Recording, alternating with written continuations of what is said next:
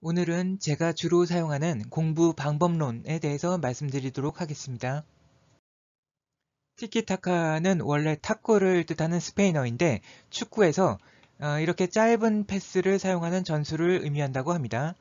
여기서 주고, 다시 주고, 갔다가, 다시 갔다가.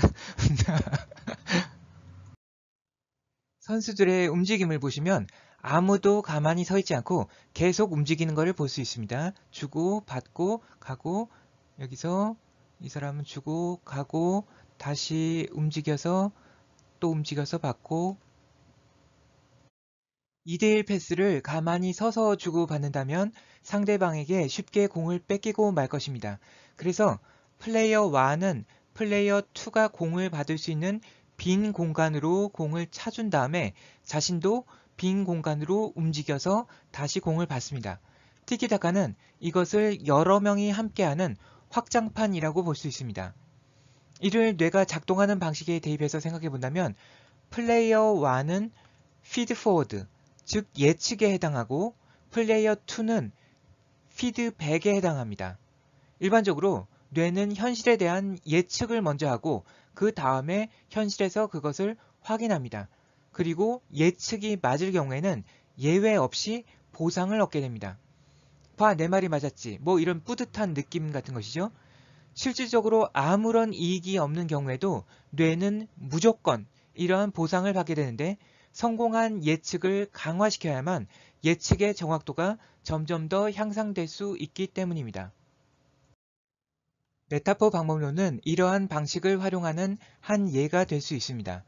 다음은 제가 주로 활용하는 공부 방법인데 사실상 지금까지 제가 책이나 유튜브를 통해 공개한 거의 모든 내용이 이러한 방법을 통해서 도출된 것입니다. 내가 모르는데 알고 싶은 내용을 A라고 하면 저는 그 내용에 대해서 찾아보고 공부를 하기에 앞서서 구글에서 관련된 검색어로 이미지 검색을 합니다.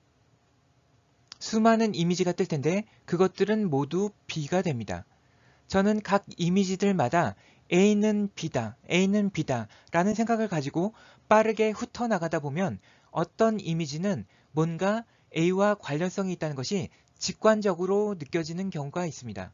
이것은 논리나 사고라기보다는 느낌이나 감정에 가깝습니다. 그래서 이러한 과정은 머리를 쓰는 일이 아니고 힘도 거의 들지 않습니다. 그냥 딱 보면 감이 오는 것입니다.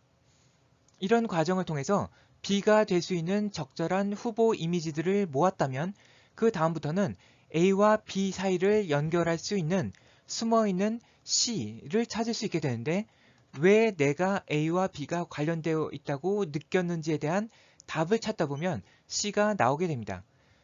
그렇게 되면 C를 근거로 한 feed forward 예측 모델을 만들 수 있게 되는데 이것이 바로 A는 B인데 그 이면에는 숨겨진 C가 있다는 메타포 모델인 것입니다.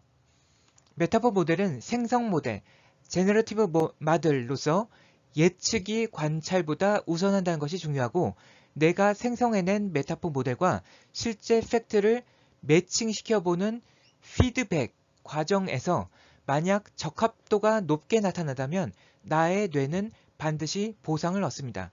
내 예측이 맞아 들어갔기 때문입니다. 만약 그렇지 못하다면 적절한 메타포 모델이 만들어질 때까지 이 과정을 반복하면 됩니다. 이 방법이 좋은 이유는 공부를 하되 전혀 지루하거나 힘들지 않고 그냥 인터넷에서 이것저것 검색하고 관심 가는 내용들을 모으다 보면 거의 저절로 공부가 되기 때문에 공부를 지치지 않고 일종의 놀이로서 할 수 있게 됩니다. 물론 공부 방법론에는 다양한 것들이 있고 메타포의 방법론이 항상 가장 좋은 것이라고 할 수는 없습니다. 시간이 촉박하게 공부해야 되는 시험 상황에서는 이런 방식으로 공부할 여유를 내기 어려울 수도 있을 것입니다. 그리고 티키타카가 가능하기 위해서는 모든 선수들이 그런 패스를 할 수 있는 기본적인 역량이 되어야 합니다. 여기서 이 각 선수들은 서로 다른 분야의 학문에 해당합니다.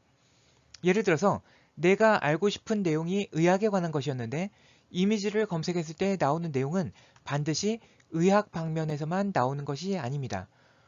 발생학, 생화학, 심리학, 지구과학, 공학, 철학학 등 거의 모든 다양한 방면에서 관련된 내용이 나올 수 있고 이것들을 티키타카로 연결시켜서 하나의 방향성을 가진 스토리로 만들어낼 수 있어야 하기 때문에 다양한 학문들에 대한 어느 정도의 이해도가 없이는 메타포 방법론을 이용한 티키타카가 어려울 수도 있을 것입니다.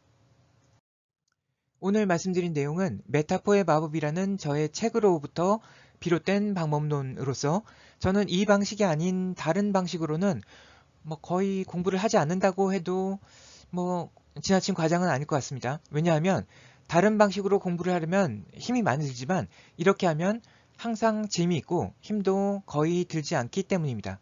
저는 이 방법론을 통해서 누구나 자신의 뇌를 공부하는 기계로 만들 수 있을 것으로 생각합니다. 들어줘서 감사합니다.